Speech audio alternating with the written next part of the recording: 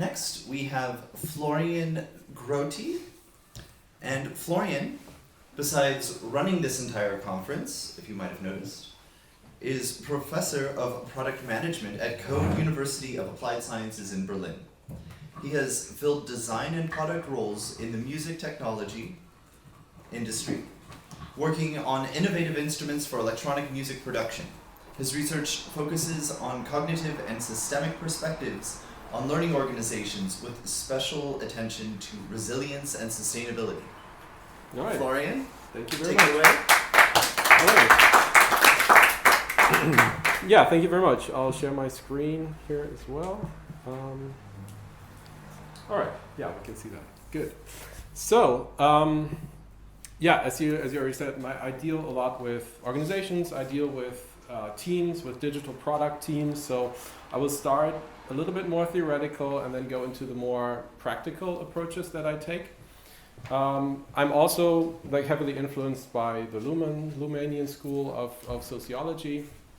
So that is my background. But then, yeah, just by nature of working with actual digital product development, I tend to be very practical. Why am I looking at decisions in this talk? And actually already 3 years ago here, I looked at decisions. And that's because they have both on the sociological side a very important function where the decisions are really the operational mode of organizations. So anything that we do in organizations either prepares or discusses decisions that are there to be taken. But also this injunction that we are always talking about, this draw a distinction, is kind of an imperative, right? If we take it to the social level, it's a bit obnoxious, right? It's like walking up to someone like, draw a distinction, now, do it, right? So does the observer, because if we're talking on the social level about observers here, does the observer not get to decide whether they want to draw a distinction, right? And on the social level, I would argue that the observer does get to decide, and that's what we see in organizations as well when we're preparing decisions. So that's something that I was interested in. And then, of course, the next question is, well, under which conditions does the observer decide to draw a distinction? And how does that work? How does that moderation work? How does the observer actually decide that it wants to come into being, that it wants to observe? And when we look at organizations, we have to also see, or we do see that actually drawing distinctions and redrawing distinctions, drawing new distinctions in organizations is oftentimes very costly and very risky for the organization. So it's not something that is being taken lightly in the organizations. So from that level, if we look at, well, what can we actually observe? We're observing decisions, and the observed decision, we observe a decision in an undecidable world. This is kind of from the Lumanian school, that actually when we look at decisions can only be taken in the social in a situation that is fundamentally undecidable.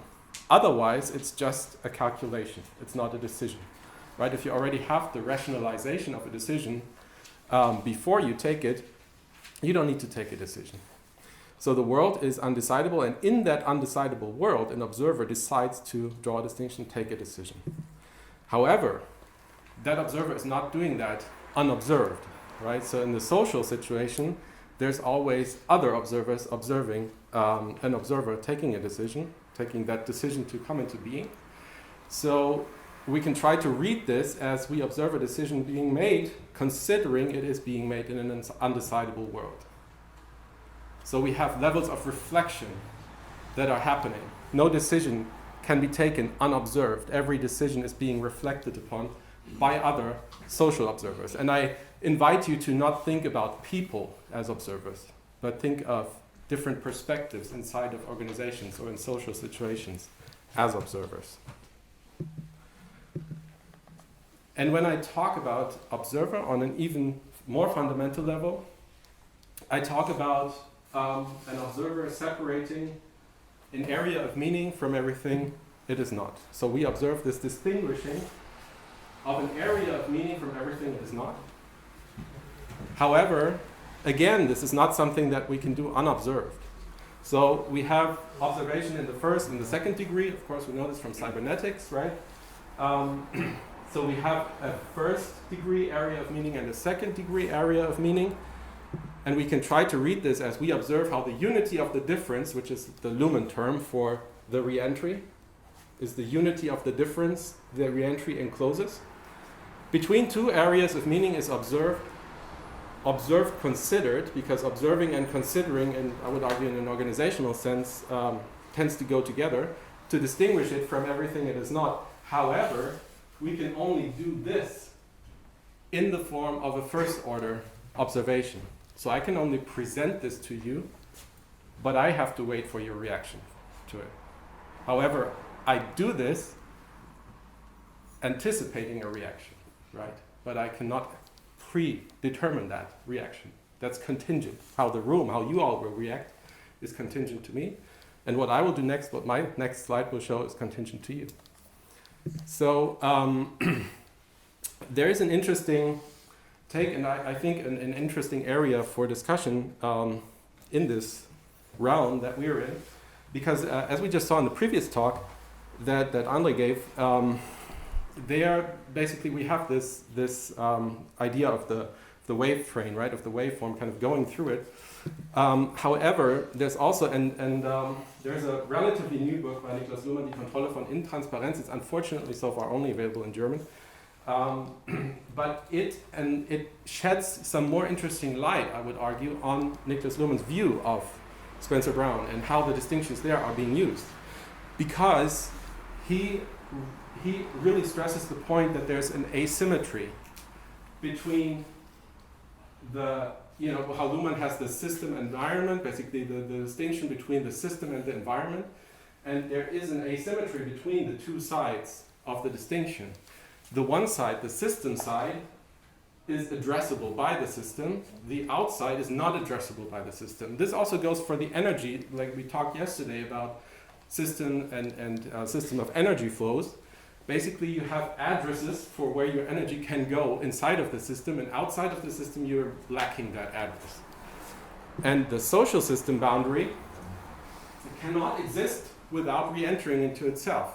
So the social system always has this knowledge and consideration of that something, that the system is separate from its outside, and this is being re-entered. But it's not the actual outside, it's not the actual environment that is re-entered, but it is the picture, the image that the system recreates inside of itself that is being re-entered into the system. And of course the map can never be the territory, so it is always losing a lot of information. All right. So before that, and that is, now it's getting more, every step is getting now more practical. Also Luhmann Organization and Decision, fortunately available in English. There he talks about the operational mode, as I said, of organizations, being that decisions are being prepared and taken, otherwise an organization would just halt. But decisions aren't being taken freely, but they're being observed, and there are premises for decisions that need to be taken into consideration. However, one thing that we struggle with a lot when we use this method of drawing distinctions to describe social situations is that these also that these forms sometimes seem to flip-flop as well. That it's because premises are also themselves decision processes, right? So premises need to be established in organizations. They're also not just given. If I start a company, then I have all my decision premises laid out for me. That's also a very social process, right? A process of social discourse. So you don't just have decisions that need to take premises into account, but you also need to search for premises already anticipating potential future decisions that the organization needs to take. And so this flipping back and forth is something that always happens. However, when we describe the process, and also how Niklas Luhmann does it in his book, we tend to go for the forms of social situations that we think are more stable, that we think are more descriptive of the situation of what of what the situation is about, and that is an organization is about taking decisions. All right. In terms of taking decisions, then we need to take the temporal dimension into account and really think about, well, how do we now build up, how do we build up sequences of decisions, if you will. And that's where in the discussion, and also interestingly, this will kind of come back into what I'm building here, the cause and effect and the construction of cause and effect and the monitoring of cause and effect, of constructed cause and effect, come into play. And there, I think Judea Pearl is an interesting scholar going into this direction. He's someone who works also in the machine learning and the AI space. And he has this interesting notion of what listens to what. So as cause and effect, thinking about how we construct cause and effect as the question what listens to what. And he has this example of the crow of the rooster. So the question then, does the sun come up because the rooster crows, right? Or does the rooster crow because the sun comes up? And because in physics, right, there is no time, there's no irreversibility in physics. So from the physical standpoint, it might as well be the sun that comes up because the rooster crows. But that's not how we operate in a social system. So we do tend to say the rooster listens to the sunrise, listens to, in the formal language of Judea Pearl, listens to the sunrise and therefore crows. If we go from crow to crew, if you intended, if we go to crew resource management, there it's different, right? There we have all of a sudden the re-entry. The rooster we think the rooster doesn't reflect on, oh, the sun is coming up, do I do it this morning or not? How am I feeling? Maybe it does, but it's more of a physical thing.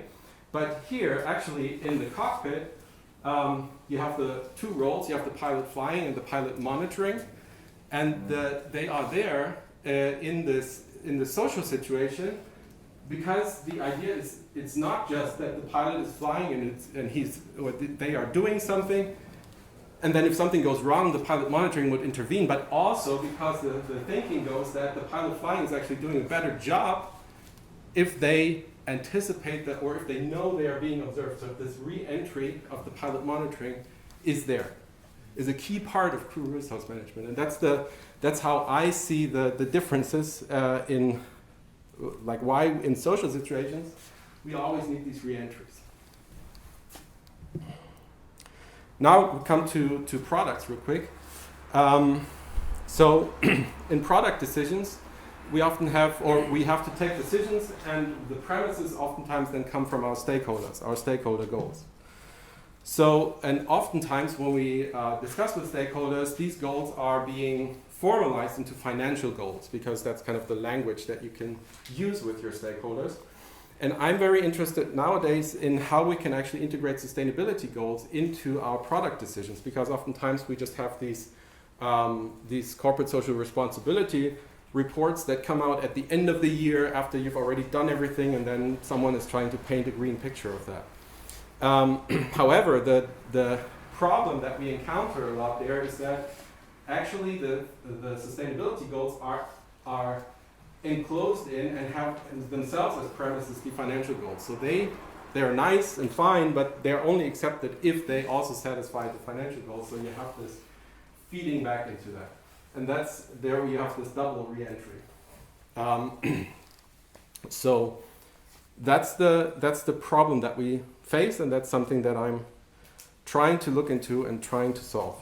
And the way I do this is I look at, together with my students, I look at a lot how does product adoption actually work. And you typically have this curve, right? You have a small market share, then it gets adopted into the bigger market, so you have growing market share, you have a large market, and then you that's kind of the classical way to look at it, you have stagnation, contracting market, and at this point in time, innovation managers will tell you, well, you better start the next curve, right? You better always make sure that you have these curves going on. But that is super wasteful. So actually, in a more circular economy, where we are trying to look into really managing the entire life cycle of our products so that we don't have this stagnation where we just have end of life and we throw the stuff away, that we rather look into a dynamic stability to actually keep and maybe have stable or moderate growth where we keep our products going. And this adoption follows the logistic growth function, which is quite simple. You have new users coming in, you have churning users going out, you have a market size, you have a rate of acquiring users, and you have a rate of losing or churning users. And the logistic function has this component where the closer you get to the market size, basically the fewer you can get in. That's this typical function that you have also in population growth, right? So, equilibrium condition. Yeah, because you have kind of a population of sheep on a meadow, right? And they're grazing, and then the more sheep you have, the less area they have to graze on, basically. So as the resource gets exhausted, you have less growth. Yeah, and then you can read this from the outside in and basically say to derive our product goals, we come in from the end. We look at, we want to achieve dynamic stability.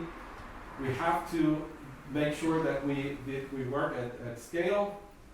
To go to scale, we have to first grow, and to grow, we have to first provide value so that people actually want to use our products. But this is just a step, and now, and then I also come to the demonstration. How can we do this organizationally? How can we actually bring that to the teams? That's the main area that I'm concerned with. How can we actually make these work? And for that, I'm trying to use the work of Elinor Ostrom, well, we had these resources. We had the meadow and the sheep, right? And that's in traditional, more libertarian economical theory, that's the tragedy of the commons. The meadow is there, and everyone is going to try to overuse it with their own sheep.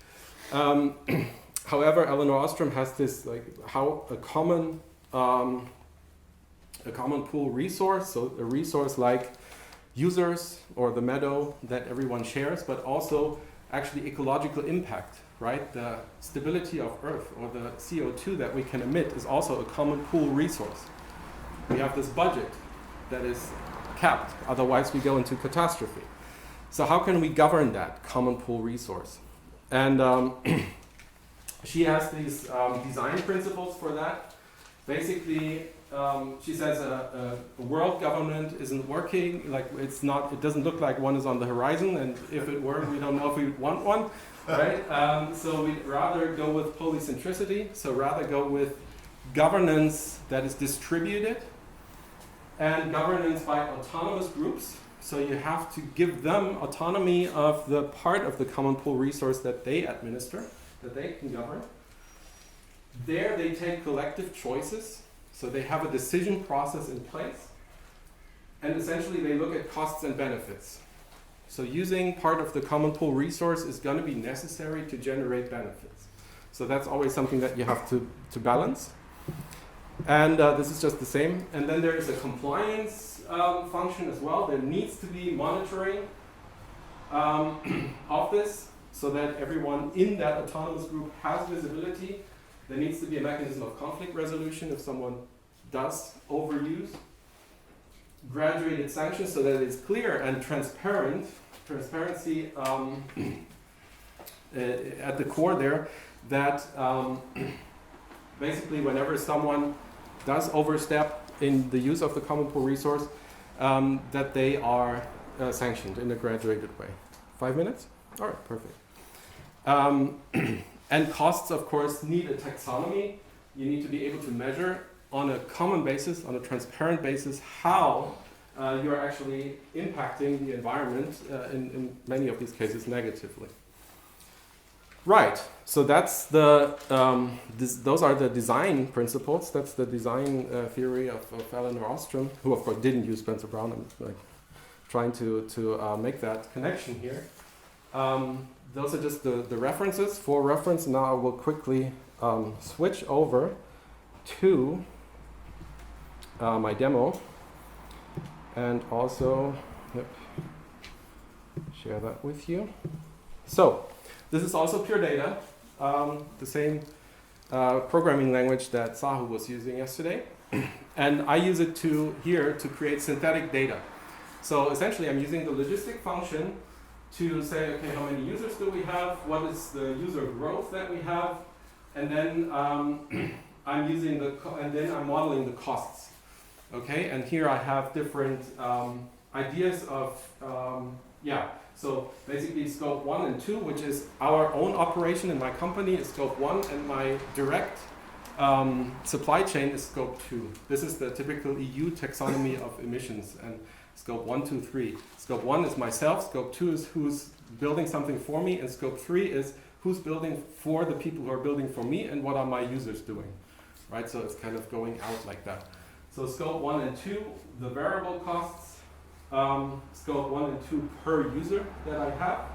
So the more users I have, it depends on how much cost am I producing per user. And then scope 3, I also have to make assumptions of what my users are doing. And the example here is actually an e-bike subscription service. So a company that has e-bikes that are being produced and that they are then rented out to users, but not per ride, but actually per month, right? So they have then assumptions about, well, how many kilometers or miles are my users actually riding on these bikes? How many bikes do I have to manufacture? What's the lifespan of such a bike? When does it need to be repaired? Because I also have a repairing service that comes with the subscription.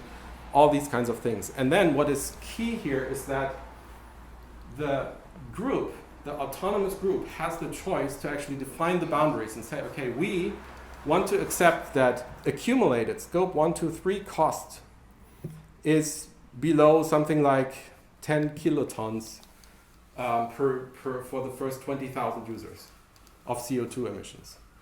For example, so you'd have workshops with your teams. It's very important that this comes out of the teams, that you work with this autonomous group of the team to say, going this far is acceptable, going beyond that is not acceptable for us. And you can do this in many different dimensions, and you can then say, okay, what do the users do with that?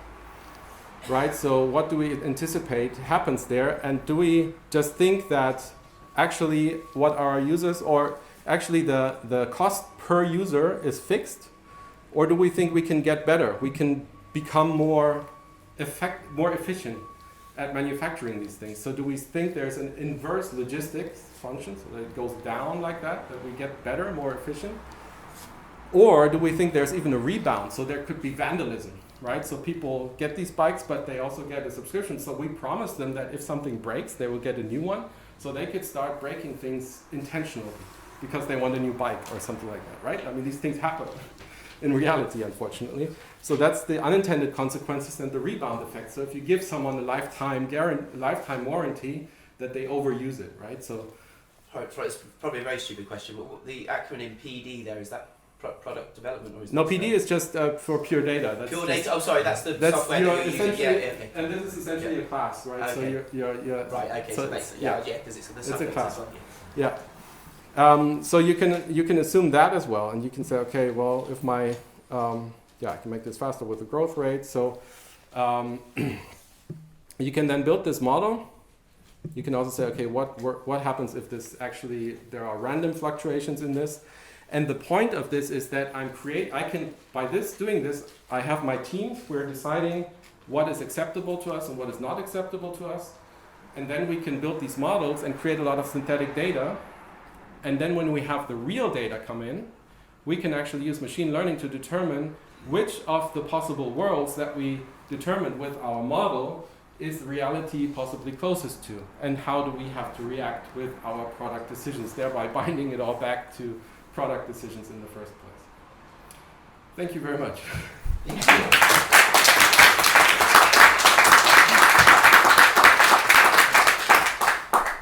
Very cool. All right, so we have 5 minutes for Q&A, and the first hand I see is Leon. No. Go ahead, Leon. Oh, that was applause. Sorry. Okay. Andre. Yeah. Yes, I have a question. So Niklas Luhmann was focusing on this ecological challenges of the society in his book, Ecological Communication. I think it was back in the 80s. What do you think about it?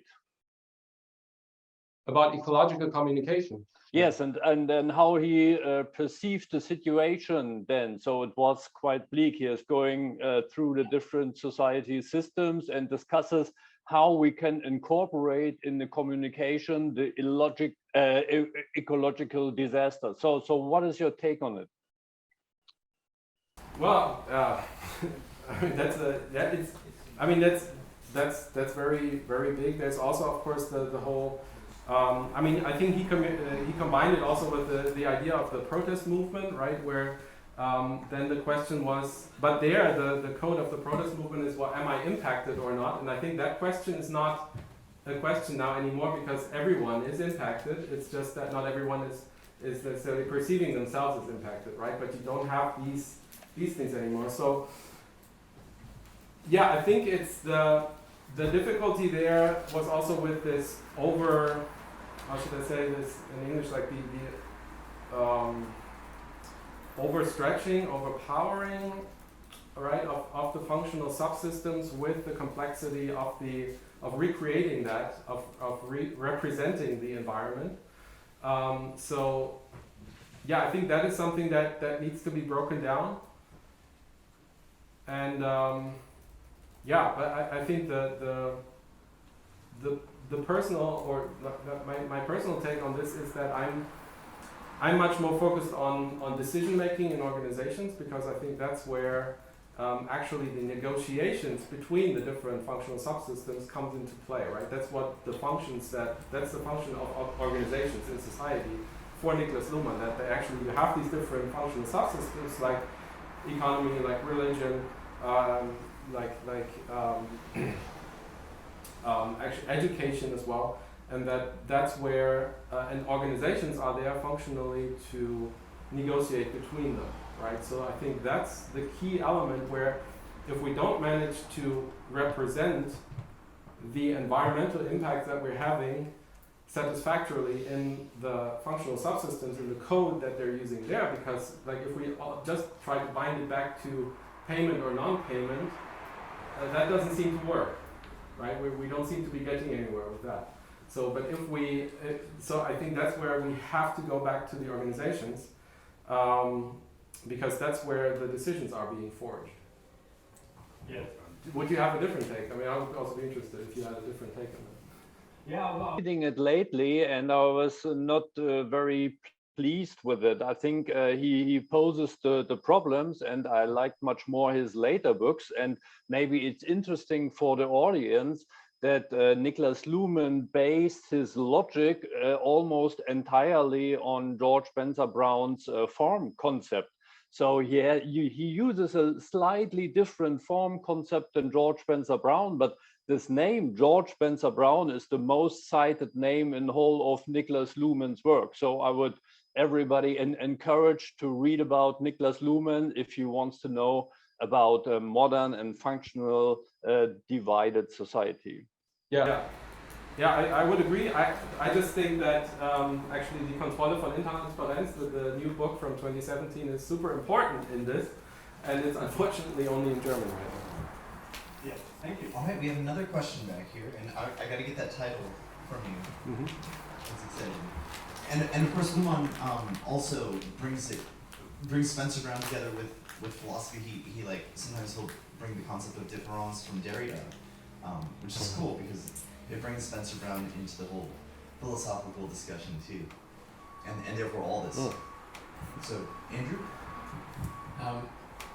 You can answer this question yes or no. I'm just going to parody what you said and tell me if I understood it or not. You're using this software to model possible responses to the variables in this business model. And then you see what actually happens and you choose which of those models represents reality. So reality becomes one of a set of possibilities manifested in a computer program, which you subsequently recognize in reality. Is that correct? It's a model. It's always a model. It's always a digital representation, and the world is always has, Luhmann would say, a surplus of meaning. But the eigenvalues and what Yeah, the world the can eigenvalues are can be- determined yeah. by that, what's on the screen. And the dynamics of the eigenvalues, yes. I would think we can try to get the model as close as possible to what we are observing. And as observers, we're also just having our models and discussing our models. Okay. I just want to say one last thing about this. And we'll talk later, but there's this show, The Rehearsal, on HBO Max that we've been watching. There's a couple episodes out. And they make all these decision trees for like little ordinary events that happen. And they consider all the possible worlds. And they put a lot of data into their decisions as well. Mm-hmm. And it's just cool to think of like this in the context of like possible worlds. Yeah. But one point though, before I forget to make that point, is I think very important to what both of you said, is that this does not have a re-entry. The re-entry is us talking about it and actually discussing this in the team. Yes. Yeah, I was going to say it's my answer to Andrew's question would be the closer the model approximates, because from your analysis of the model, by using the model you change your decisions. That implements the reality. Yeah. And ideally they approximate each other more and more perfectly through the feedback, which could be considered an example of a second order cybernetics, or cybernetics or cybernetics, which I thought of when thinking of the pilot and the co-pilot and the richness of that interaction, improving the cybernetic system just between the pilot and the plane.